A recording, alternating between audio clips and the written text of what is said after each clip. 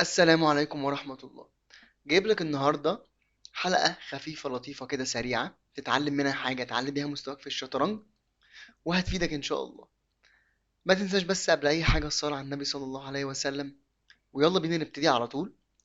هو أنا النهاردة هشرح لك قاعدتين في الشطرنج، أهمهم أو أهم فكرة فيهم هو إنك أنت تتعلم إزاي بيفكر الجي إم في الشطرنج، إزاي الناس اللي وصلت مستويات عالية بتفكر في الشطرنج وبتحدد نقلاتها بناء عليها. احنا دلوقتي عندنا بوزيشن، الماتش ده اتلعب بين علي رضا فيروزة وانيش جيري. فيروزة اخر نقله للبيشوب كان هنا او كان هنا، المهم ان هو سوري اجيري، انيش جيري هو اللي بيلعب بالاسود. جه هنا بالفيل بتاعه، بيقول لي فيروزة انا عايزك تيجي تكسر الفيل ده. يعني هو عايز يكسر، بيوفر عليه تريد ان احنا نكسر فيل في فيل. ايه الهدف من التكسير ده؟ الفكره ان انت كابيض هنا لو نزلت اخدت الفيل ده، يعني تعالى نشوف مثلا انت اخدت الفيل ده دلوقتي كده، انيش جيري هياخد بالرخ بتاعته. طبعا انت شايف التهديد واضح جدا وقوي جدا، وهو رخ في بيدق الاف 2. طبعا ما تقدرش تاكل بالملك لانه محمي بالحصان اللي فوقيه، وبالتالي وضع انيش جيري هنا هيبقى افضل. خد بالك كمان، ده حاجه زياده في البوزيشن انت لازم تاخد بالك منها، انه هنا في بدائين سالكين عند علي رضا فيروزة. ممكن يحاول يترجمهم هم في وقت من الاوقات ل بدأ يعني يرقيهم يبقى وزير. المهم يا سيدي، نيجي للمهم بتاعنا. جه هنا انيش جيري بيقول له انا عايز اكسر فيل في فيل. انا عايزك هنا توقف الفيديو علشان ندخل على اول قاعدة عندنا في الحلقة النهاردة. وقف الفيديو وقول لي لو انت مكان علي رضا فيروزة تلعب ايه في الموقف ده. طيب اتمنى انك تكون وقفت الفيديو وحاولت انك تجيب النقلة. بص يا سيدي، احنا في الشطرنج عامة او اي حد بيلعب شطرنج في الوضع ده ممكن تفكر انك انت ايه. يعني انا مثلا ممكن اقول ايه، طب انا هدفع البيت، يا عم تعالى كسر فيل في فيل وبعدين ربنا يحلها. على سبيل المثال يعني هحاول ان انا ارقي. بس بصراحة انا كده كده مش هاكل الفيل ده، لان انا شايف ان انا لو اكلت الفيل ده كده الاسود هيبقى وضعه افضل بعد ما ياخد بالرخ بتاعته. في نقلة كمان هنا وقائية وكويسة جدا، زي انك انت تلعب كينج اف 3. الفكرة هنا انك انت لو عايز يا عم فيروزة تيجي تاكل بالفيل بتاعك، انا هاكل بالبدأ بتاعي، وستيل البدأ بتاعي اللي هيبقى على الاي 3 هنا محمي بالملك، فانا لسه وضعي امن. طيب نيجي بقى للمهم في الحلقة، ازاي بقى بيفكر الجي ام. الجي ام بيفكر انه انا لو في وضع دفاعي، انا اللي بديفنس او انا اللي بديفند نفسي، انا اللي بدافع ضد الخصم، انا عايز احول الوضع ده ابقى انا اللي بهاجم، انا عايزه هو اللي يدافع. فبفكر ازاي ان انا اخترق دفاعات الخصم بتاعي باي طريقه ممكنه. اوكي، انا بصراحه النقله ما جبتهاش لما قعدت افكر. علي رضا فيروزة هنا في الموقف ده لعب رخ في بيدق كش. الفكره هنا انك انت لو اكلت بالملك بتاخد فورك، اديني الرخ بتاعتك. هتتحرك بالملك في اي حته هاخد الرخ بتاعتك، وانا عندي بدائين سالكين، هرقي وهجيب وزير اجباري وهكسب الدور. اوكي، فدي اول حاجه انت لازم تحطها في بالك لما تكون بتلعب شطرنج، انك انت لما تكون في وضع دفاعي حاول انك انت تحوله لوضع هجومي وتخترق خصمك. طيب خلينا نرجع للبوزيشن الاصلي ونشرح من الاول تاني. بعد ما علي رضا فيروزة لعب النقله دي، انيش جيري شاف الوضع فما اكلش الرخ، هو لعب كينج اي 6. دلوقتي تفتكر علي رضا فيروزة لعب ايه في الشكل ده؟ عايز توقف الفيديو وتحاول تجيبها، مفيش مشكلة، بناء على القاعدة اللي احنا شرحناها من شوية، اختراق دفاعات الخصم. هنا علي رضا فيروزة لعب روك على الاي 6 كش. الفكرة هنا ان انا بضغط على الخصم بتاعي، انا مش قاعد بتفرج وهو عمال يكشني وياخد مني قطع وانا بس بدافع. انا حولت هجومه لهجوم ليا انا، علشان من الاخر كده ازنقه ويبقى هو اللي بيدافع. وبعد الكش دوت انيش جيري لعب كينج على الدي 6، بيقول له اديني الحصان بتاعك. حاول تفكر في نقلة علي رضا فيروزة الجاية بعد الموقف ده، صدقني هتستفيد. هي نقلة صعبة بصراحة، ممكن تاخد منك شوية وقت. أتمنى تكون وقفت الفيديو وحاولت تجيب النقلة. النقلة هي روك تاني بيضحي بالروك بتاعته على الدي 7. الفكرة هنا ان انت لو اخدت ببساطة هتاخد فورك تاني وهاخد الروك بتاعتك، وستيل عندي البدائين السالكين اللي انا هرقيهم. تعال نرجع بس سنة لورا. لما هو لعب النقلة ديت، الفكرة طبعا ان انت هنا لو ما اخدتش الروك دي يا ريس، انت بتخسر الرخ بتاعتك اللي على الدي 3 والماتش بينتهي. فانيش جيري كان مضطر ان هو ياكل بعد الفورك ديت. خلاص كش لازم أن تتحرك بالملك وهتخسر الرخ التانية. الملك بيتحرك على الدي 6، الرخ بتتاخد. بعدين انيشجري بيكسر فيل في فيل، بياخد بالبدأ بتاعه. طبعا بص، 1 2 3 4 5 مقابل بدائين، ماتش منتهي. كسب علي رضا فيروزة الماتش ده بالفكرة اللي انا وريتها لك في اول المباراة. تعال نرجع لها بسرعة. كسب علي رضا فيروزة بالبوزيشن اللي احنا بدأنا بيه اللقاء. وزي ما قلت لك، فكر ازاي انك انت تخترق دفاعات خصمك وانك انت اللي تبقى بتهاجم. تعال دلوقتي نشوف وضع تاني او بوزيشن تاني مختلف هيفاجئك. قبل ما ادخل اصور الحلقة دي على طول، قاعد بشرب كوباية القهوة وبتفرج على ماتش حلقة كان منزلها احمد حورس بيلعب مع عبد الله السليمي. الفكرة انه وصلنا للبوزيشن اللي قدامك ده، حورس ابيض، عبد الله السليمي اسود. عبد الله السليمي الفيل ده كان هنا، تقل الرخ دي كانت هنا او كانت هنا. المهم يعني جه ضغط على الفيل ده.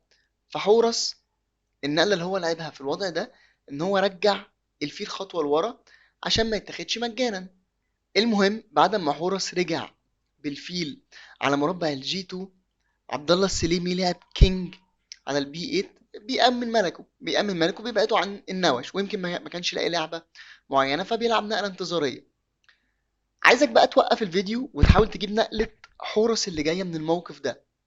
انا قلت لك ايه من شويه؟ اول قاعده بنتعلمها ازاي بيفكر الجي ام او الناس اللي مستوياتها عاليه في الشطرنج يا سيدي، انك انت تخترق دفاعات الخصم بتاعك. تمام؟ فكر ازاي انا في الوضع ده اقدر اخترق دفاعات خصمي، وبدل ما انا حورس هنا كان واقف مش لاقي اي نقله يلعبها حرفيا. لا ما تبوظش البوزيشن بقى، رجع الرخ مكانها. ما كانش لاقي اي نقله يلعبها، وفجاه لعب نقله بصراحه عجبتني. وقف الفيديو وحاول انك انت تجيبها. اتمنى انك تكون وقفت الفيديو وحاولت تجيب النقله. حورس هنا لعب روك في فيل، ضحى بالرخ بتاعته مقابل الفيل اللي كان على مربع الدي 7. عبد الله السليمي اخد الرخ. ايه الفولو اب؟ ايه اللي كان محضره حورس بعد النقله دي؟ حصان في بيدق، هات الوزير. الفكره كمان انه انت بعد ما يتحرك الوزير ده، انا عندي فورك تانية، هات رخ من الاتنين دول. نقله عبقريه بصراحه، نقله الرخ اللي كانت في الفيل اللي هنا.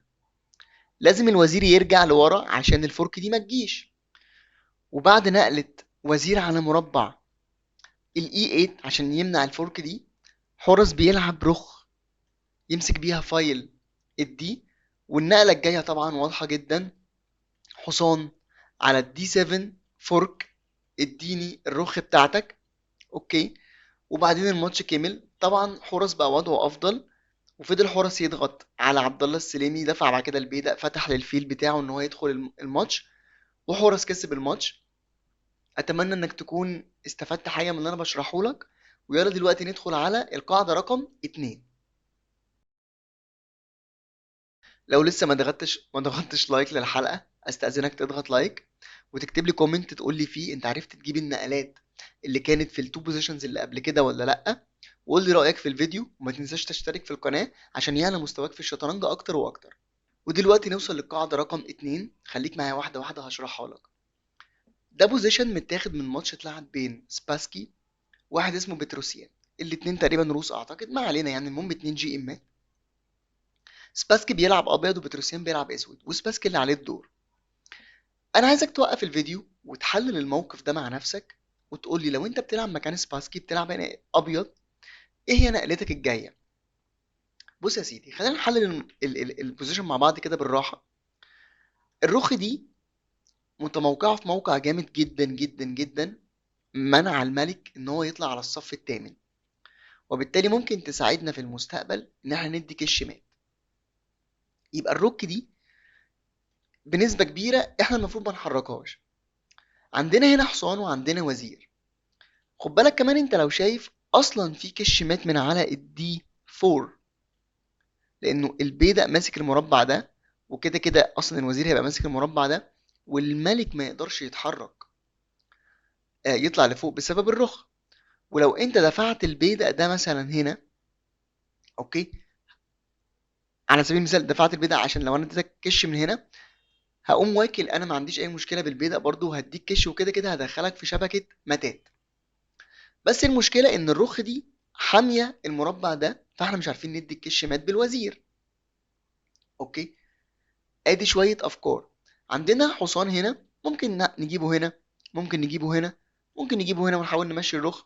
بس للاسف انت مش هتقدر تمشي الرخ دي من الصف الرابع، لانها بس ممكن تتحرك هنا وخلاص، وتفضل منع الوزير ان هو يجي على مربع الدي 4.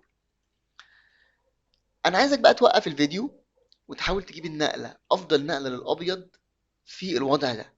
طيب، القاعده التانية بقى بتقول لك ايه يا باشا؟ اتمنى انك تكون وقفت الفيديو وحاولت تجيب النقله.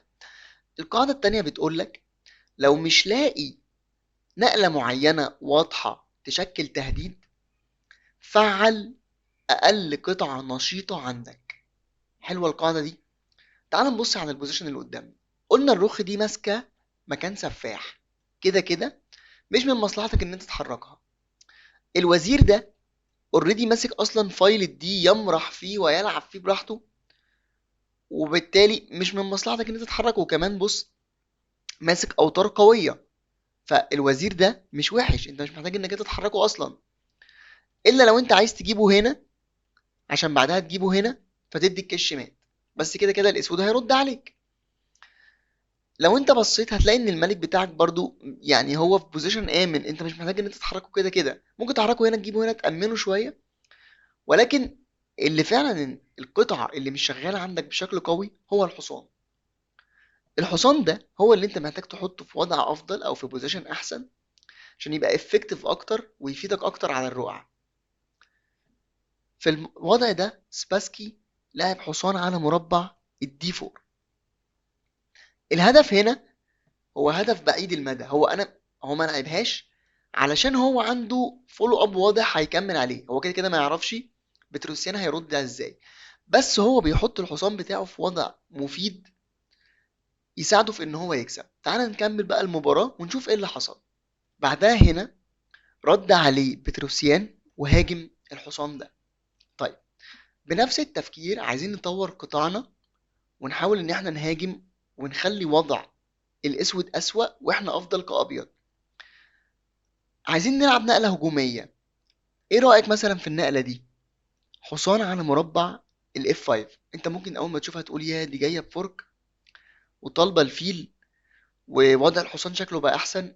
لكن في الحقيقة ان النقلة دي مش احسن نقلة، لانه الوزير دلوقتي يقدر ينزل هنا على مربع الاي 5. بص بار التقييم بقى عامل ازاي. بقى يعني هو استيل الابيض احسن، بس كان الابيض وضعه افضل، دلوقتي بقى الاسود اتحسن شوية. الفكرة ان هو عامل بيسموها الاكس راي، يعني باصص بشكل غير مباشر على الملك. والأسوأ من كده ان الرخ دي بقت قادرة انها تاكل البيدق ده بكش، والبيدق ده ما يقدرش ياكلها لان هو مربوط على الملك بالوزير. فاصلا النقلة دي مش نقلة كويسة. تعال نرجع الحصان تاني مكانه، ونحاول ان احنا نجيب النقلة الافضل في الشكل ده بناء على اللي احنا اتعلمناه. ازاي انك انت تهاجم وتخترق خصمك وتفعل القطع اللي مش متفعلة بالدرجة القصوى. طيب، سباسكي هنا لعب ايه؟ بيدق البي على البي 5، بيكمل هجومه على العساكر او البادئ اللي حاميه الملك.